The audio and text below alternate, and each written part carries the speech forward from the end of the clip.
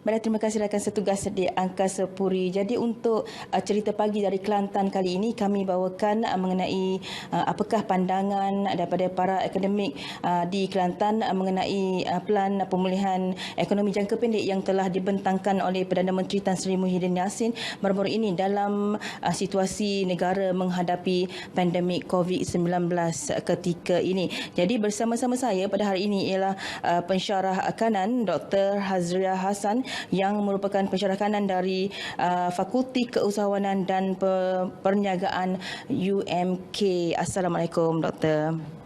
Waalaikumsalam warahmatullahi wabarakatuh.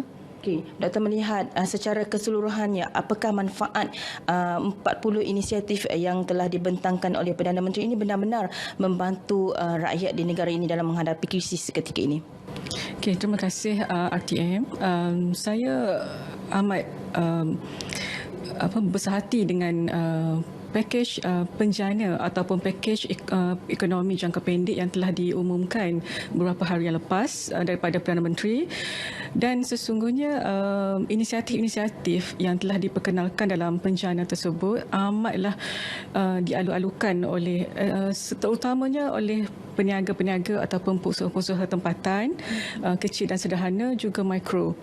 Okey, dalam kalau kita meneliti setiap inisiatif yang telah diperkenalkan dalam penjana tersebut, kita lihat kerajaan telah menekankan beberapa sektor, terutamanya sektor perusahaan, PKS, mikro dan juga pelancongan yang kita tahu amatlah terjejas teruk ketika pandemik ini berlaku.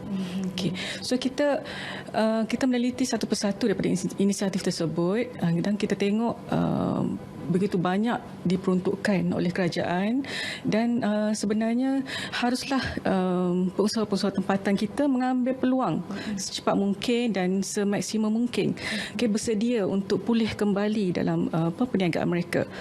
Kita tengok perusahaan kecil dan sederhana amat terjejas, kemerosotan jumlah jualan dan sebagainya, sektor pelancongan yang semakin malap ataupun mungkin ada yang terus tutup perniagaan mereka. So kita harap dengan inisiatif yang telah diperkenalkan ini dan menerusi penjana, maka peniaga haruslah mengambil kesempatan untuk terus memohon dan juga bersedia untuk terus menambah baik perniagaan mereka.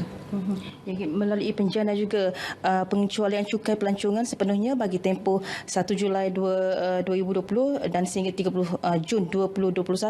Selain itu pembiayaan 1 bilion untuk pengusaha pelancongan untuk kembali beroperasi juga diperuntukkan melalui penjana. Jadi doktor melihat sektor pelancongan di Kelantan sebelum ini bagaimana, dan selepas diumumkan pembiayaan 1 bilion mungkin akan ada satu booster untuk kepada pengusaha-pengusaha pelancongan khususnya hotel dan homestay di Kelantan untuk pulih kembali. Dimaklumkan dalam penjana tersebut dalam bulan hadapan Julai 2020, Bank Negara Malaysia akan mengumumkan secara teliti dan terperinci berkaitan pakej rangsangan ataupun skim pembiayaan untuk pelancongan, khusus kepada pelancongan tempatan. Dan kita tengok selain daripada 1 bilion tersebut, kerajaan memperuntukkan 1 bilion skim pinjaman untuk pelancongan, sektor pelancongan, ada pelbagai inisiatif lain. Sebagai contoh pengecualian cukai pelancongan ataupun dia untuk merangsang ataupun memangkin peningkatan sektor pelancongan dalam negara.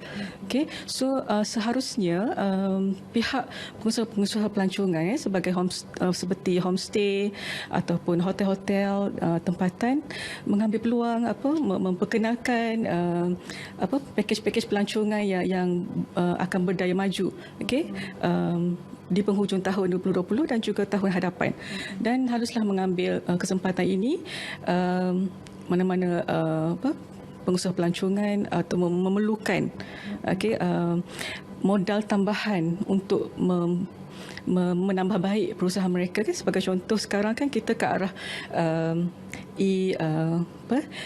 perbankan secara commerce secara online, right?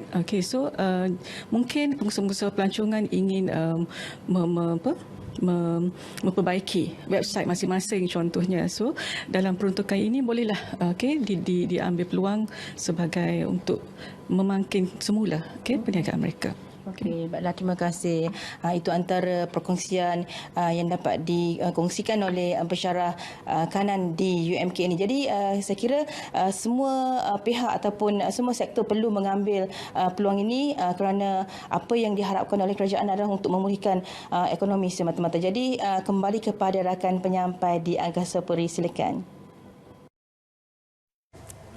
Terima kasih Majidah dengan laporan anda.